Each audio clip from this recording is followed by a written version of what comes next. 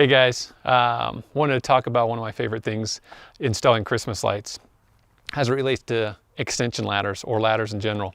We did a video a while back as far as basic ladders that first timers into the business can use, or it's recommended they use. I've been installing Christmas lights a little over a decade now. And one of the favorite things that I encountered while installing Christmas lights were extendable legs or adjustable legs on extension ladders.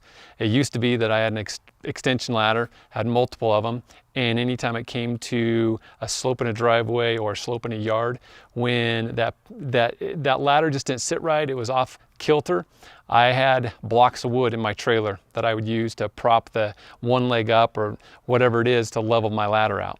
Well, one thing that I wanted to show you now is, and there's a lot of adjustable legs on the market, so I'm not telling you one is better than the other. I recommend getting adjustable legs. So I'll crouch down here a little bit and I'll show you that this ladder is actually sitting on the stair of an entryway into a home. And so you can find adjustable legs for your ladders. Highly recommend the investment.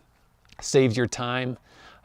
No more need for blocks of wood, altering the legs of your extension ladder. Adjustable legs is the way to go when installing Christmas lights. Be safe and do it right.